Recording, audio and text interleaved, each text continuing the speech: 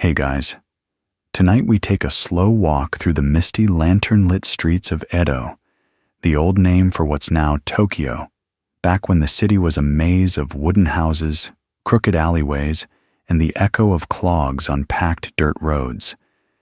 The air smells of charcoal, sweet miso, and something faintly sulfurous, because across this city of over 1 million people, bathhouses are already heating their tubs. It's evening. You're done hauling rice barrels, copying ledgers, or hawking pickled daikon, and your back feels like it's made of noodles left too long in broth. But in Edo, that means one thing: time to bathe. Not alone, not quickly, and not quietly. The communal bathhouse, or sento, is calling, its curtain flapping in the breeze like a sleepy wave.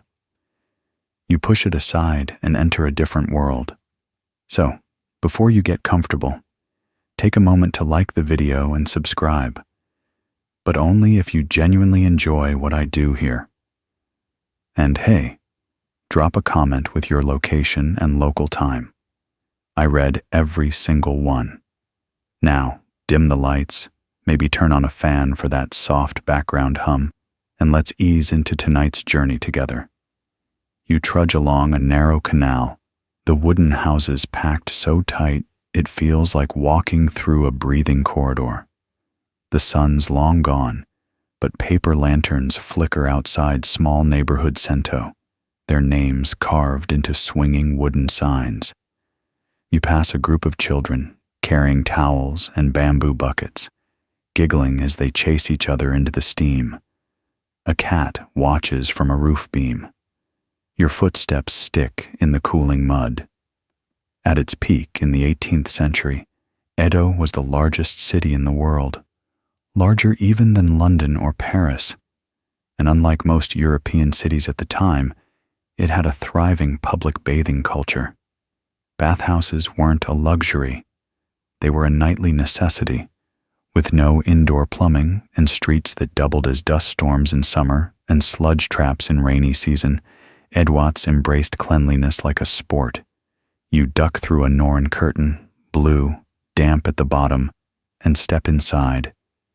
The bathhouse keeper, an older woman with a face like steamed persimmon and a memory for debtors, nods without looking up. You leave your sandals by the door. A few copper coins clink into the payment tray. Not too steep, unless you were bathing daily and on a tight tofu seller budget. Inside, the smell changes. Less street, more cedar. A warm, wet hush, like stepping into the lungs of a forest. Naked bodies move through pale steam. No walls between strangers. No privacy either. Just steam, sweat, and wood. The main bathhouse chamber is simple. Raised wooden floors, lined with bamboo slats. Big tubs sunken into the floor, fed by scalding water boiled in backroom kilns. A mainstream historical fact. Bathhouse fires were so common, fire watchtowers were posted nearby, and bathhouses were forbidden from operating during heavy winds. Edo, after all, was a city built almost entirely from tinder. You pour water over yourself from a little ladle, trying not to yelp at the temperature. There's no soap, at least, not the bubbly kind you're used to. Most folks just scrub with cloths or bran pouches soaked in water. The goal isn't to lather up. It's to soften the grime, rinse it off, and stew in the heat until your limbs feel loose as overcooked tofu. Here's your first quirky detail. Bathhouses were originally co-ed. That's right, men and women bathing together, entirely nude, right up until the 1840s. It wasn't until visiting Western diplomats had mild diplomatic aneurysms that reforms were enforced. Even then, some rural sento just shrugged and kept the curtains shared. You lean back against the wooden edge of the bath. It's smooth and polished by 1,000 behinds before yours.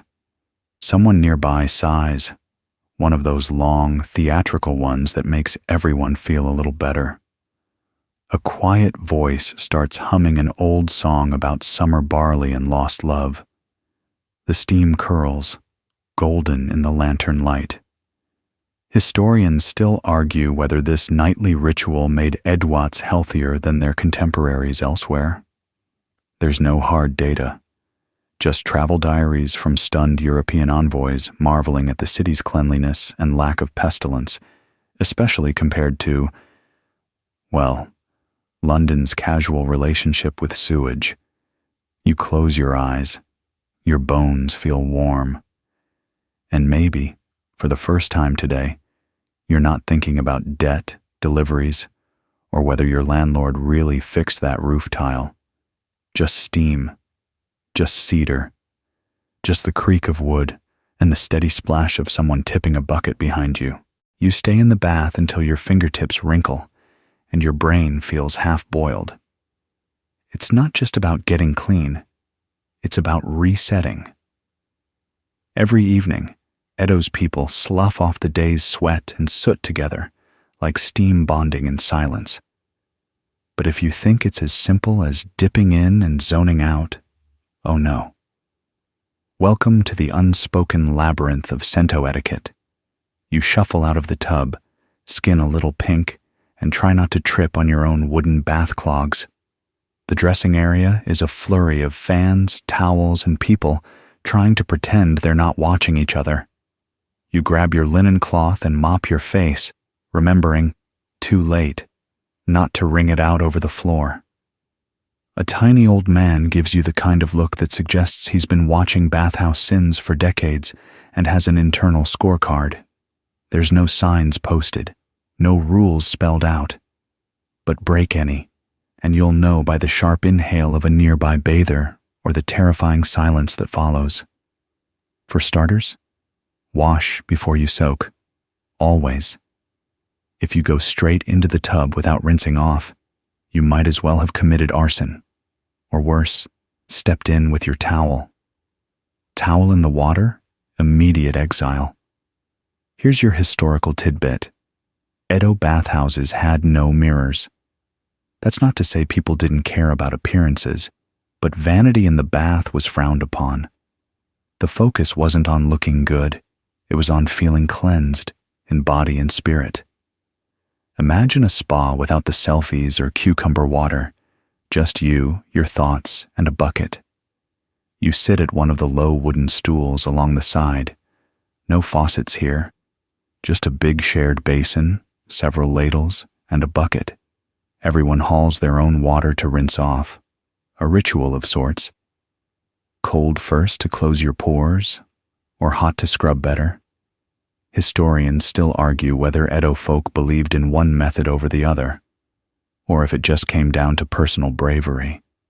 Either way, you pick hot, instantly regret it, and pretend not to flinch. No soap still, just a rough woven cloth and maybe a bag of nuka, rice bran wrapped in muslin, slightly fermented, with a faintly sour sweet smell. You rub it along your arms and chest. The texture's like wet sand, somehow satisfying. You spot a mother scrubbing her child's back with the same stuff. The kid squirms, giggles, splashes water on the floor. No one minds. Some rules bend for the little ones. And speaking of little ones, Edo bathhouses were social hubs, not quiet temples. Children dart between stools. Old men grumble good-naturedly. A woman laughs from behind the gender curtain, and someone else shouts a joke involving a carp and a merchant. You don't get it, but someone wheezes with laughter until they cough. Here's your quirky detail of the evening. Some sento hired professional bath scrubbers, usually older women known as yuna, who would scrub your back while chatting about neighborhood gossip. It wasn't remotely glamorous. Think of it more like getting your back power washed by your aunt while she critiques your rice cooking technique. You finish scrubbing and tip a final bucket of hot water over yourself, like a steamy baptism. It hits the back of your neck, and you swear you feel your soul trying to leave your body, just a little.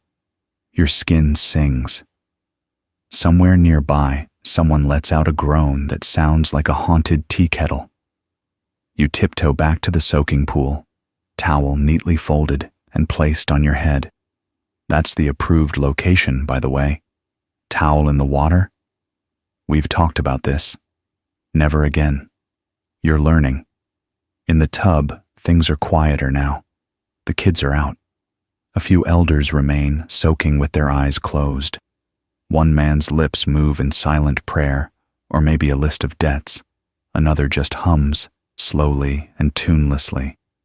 The water is nearly clear, still hot, with the faint tang of minerals and wood. You realize this particular sento uses a bit of pine infusion, just enough to leave a scent like wet forest on your skin. And in that moment, you get it. The rhythm, the reverence, the weird communal vulnerability of it all. Not a spa, not hygiene for hygiene's sake, but ritual, routine. Like brushing your teeth with 20 strangers and somehow feeling better for it. You step back out into the Edo night, hair damp, limbs heavy, and cheeks still glowing like steamed buns. But not everyone in the city walks home from the bathhouse. For many, the ofuro, a wooden tub in their own tiny home, offers a more private soak. Less communal steam, more creaking floorboards and firewood math. You turn off a main street and duck into the narrow alleys of the commoner districts, where houses stack like crooked matchboxes. Here, behind sliding doors and paper screens, families run their own evening rituals. There's no piped water, of course, no gas heating. To bathe at home in Edo, you need a tub, a fire, and the patience to not burn down your house. The ofuro itself is deceptively simple, a deep, boxy wooden tub, often made from fragrant hinoki cypress. It sits in a small room lined with planks or tiles, usually just off the kitchen, and the whole thing is filled using buckets. Many, many buckets. Cold water hauled from the well or nearby canal, poured in by hand, then heated from below using a small firebox built into the side of the tub or its base. Charming, right? Also, a textbook fire hazard, a mainstream fact. Edo fires were so frequent they had nicknames. The flowers of Edo, people called them, grim poetry for a city that burned every few years. Bathwater boilers were a common culprit, especially in cramped homes with paper walls and kindling for furniture. Every winter, fire watch patrols roamed neighborhoods singing warning songs. You'd hear the clack of wooden nightsticks and the sing-song reminder, "Watch your hearth, guard your flame." Inside a home tonight, you watch a mother preparing the ofuro. Her child helps in the way a 6-year-old helps, mostly by asking if it's ready yet every 30 seconds. The water's already half warm from the kitchen leftovers. An old trick, reusing water from boiled noodles or rice rinse to warm the tub. Economical. Slightly murky. Still counts. She tests the temperature with her elbow, never the hand, that lies too easily, and sprinkles a few dried citrus peels into the water. Not for scent, really, but to soften the skin. Some families even float little wooden charms or paper slips, carrying good luck prayers. Imagine bathing in your own personal wishing well. Here's your quirky bit. Some wealthier households owned portable tubs. Not fancy porcelain, mind you, but collapsible wooden buckets that could be carried to a garden or veranda. A private soak with a moonlit view if you could afford it. Historians still argue whether these were used regularly or just shown off to guests like the Edo-Era equivalent of a novelty hot tub. Inside the home, the bath is quiet, intimate. One person at a time, sometimes two if they're small and squishy. No gossiping neighbors, no public splashing. Just the pop of the firewood and the occasional meow from a cat wondering why it's not included. You squat on the wooden floor outside the tub, pour a bucket over your shoulders, and soap up, Yes, soap's a rare guest here, often homemade from ashes and oils, or traded at market. It smells earthy, sharp. You rinse with more buckets, careful not to splash the walls, then step in. The tub's water isn't deep. You sit with your knees nearly to your chest, but the heat wraps around you like a sleepy hug. You stare at the floating citrus peel. Watch the steam twist up to the ceiling, where soot lines the beams like delicate spider webs. The room's dim, maybe lit by a single oil lamp or the fading light from the kitchen hearth. Outside, someone bangs a pot. Another household clatters dishes. A dog barks once and stops. But inside this narrow, creaky house, it's just you, the water, and the careful silence of wooden walls, doing their best to keep the warmth in and the cold Edo wind out. You're still sitting in that little wooden tub, but let's turn the dial a little now. Let's peek inside the bathing habits of Edo's more colorful characters. Because while most folks had to ration firewood and water like they were rare spices, others took their soak with a bit more flair. Let's start with the samurai. Yes, even the sword-wielding elite needed their evening baths. In fact, many hatamoto, those direct retainers of the shogun, frequented the same public bathhouses as commoners. Hierarchy outside, humility inside. You'd be surprised how equality tends to sneak in when everyone's naked and steamed like dumplings. The swords, of course, were left in the changing room, probably for the best. Still, bathhouse tensions could boil over, literally. A sharp look, a misstep, a water splash too vigorous. That could earn you a long, cold stare from someone who definitely knew how to duel at dawn. Historians still argue whether sento ever served as unofficial negotiation spots, where deals were quietly struck while shoulders baked in 43-degree water.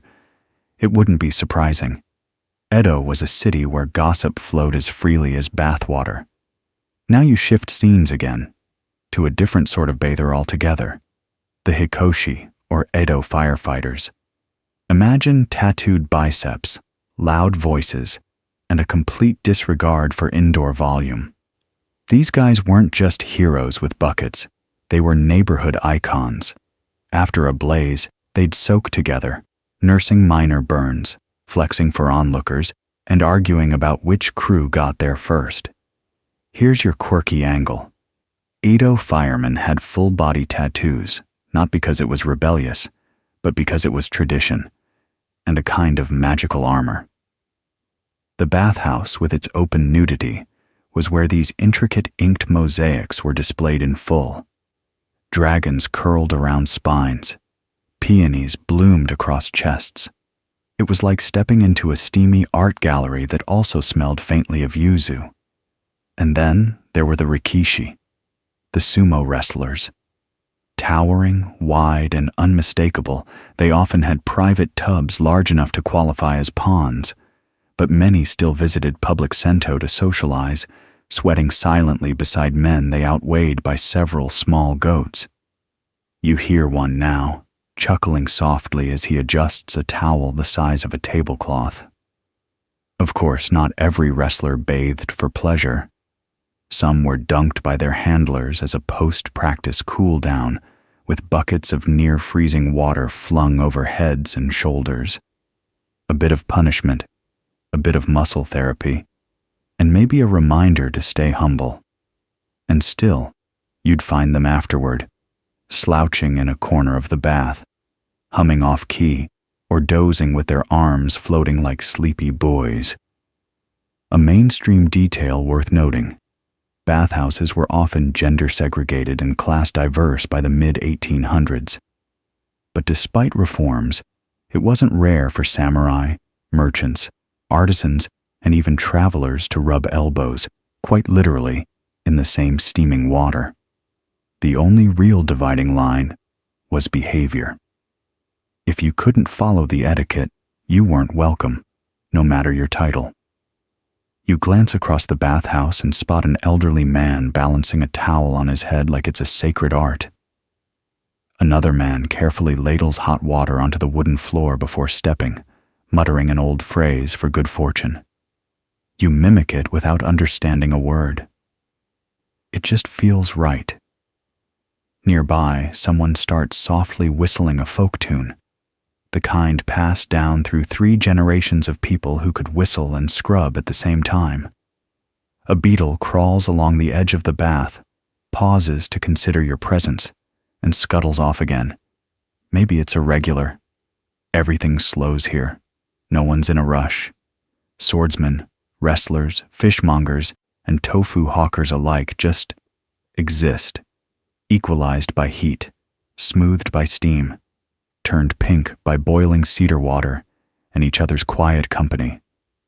You stretch your legs out, your heel grazing someone else's by accident. They grunt.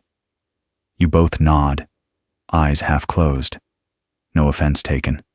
Just 2 more souls in the long parade of people who've sat, soaked, and sighed in these exact same waters, under these same beams, listening to these same drips fall from these same ceilings.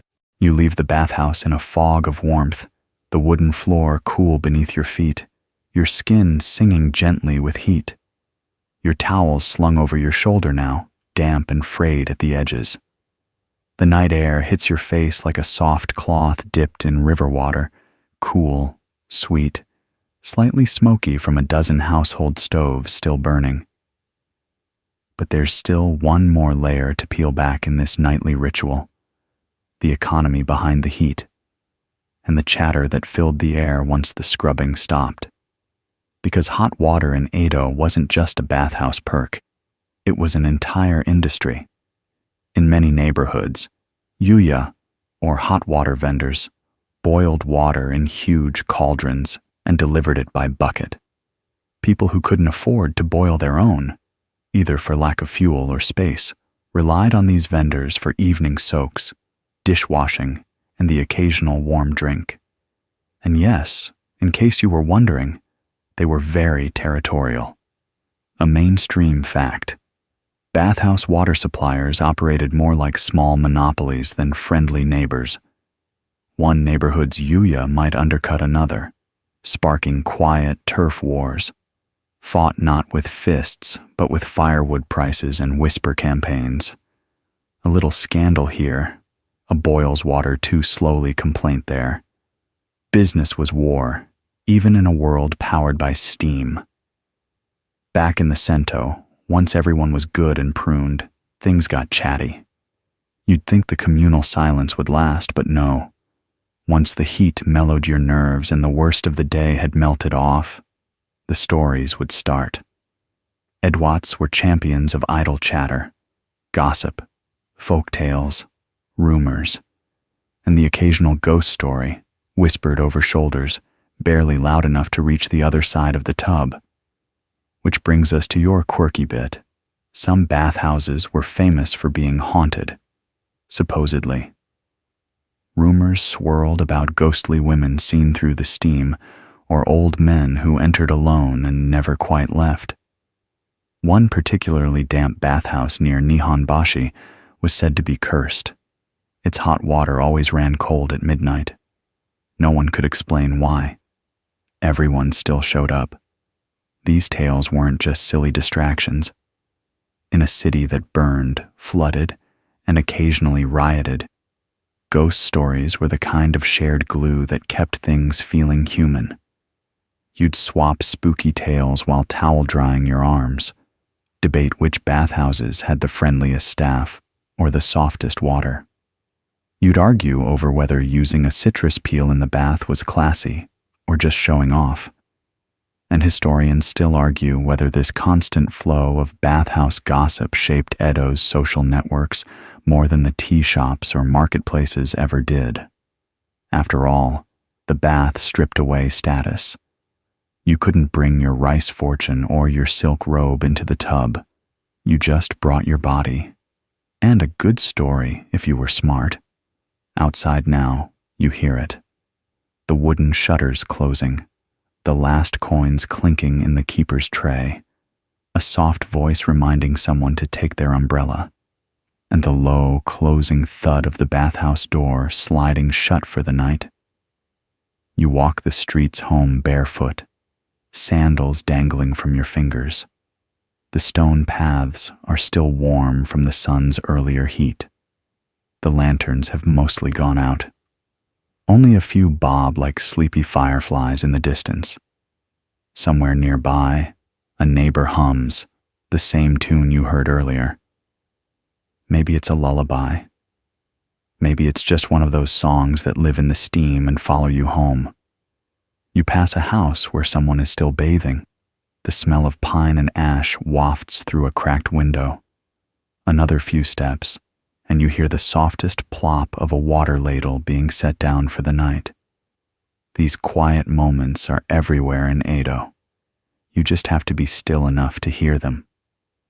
Now, as the warmth of the bath clings to your skin and the hush of the Edo night settles into your bones, let your breath slow. Let your shoulders drop just a bit deeper into the pillow, your body heavier and quieter with every passing moment. The streets behind you are dark now, the lanterns gone cold. The last of the bathhouse steam has drifted away into the stars, and even the gossip has curled into silence. The city sleeps. You're back in your own space now, maybe in a futon on a tatami mat, maybe just imagining one. The scent of wood smoke lingers faintly, a memory more than a smell. Outside, nothing stirs but the wind weaving gently through the alleyways. A dog sighs, a paper screen shifts, then stillness. Your fingers are still warm from the water. You picture the tub again, the cedar planks worn smooth by time, the way the surface of the bath shimmered like glass before your toe broke it. That single drop of water tracing down your back, pausing, then slipping away. Gone now. Let it all fade. The crowded bathhouse, the firemen's tattoos, the citrus peels, the whispers of ghosts. Let them melt like steam from your skin. There's nothing left to do. No more buckets to carry, no towel to wring. Just the quiet hum of your own breath and the memory of warm water lapping gently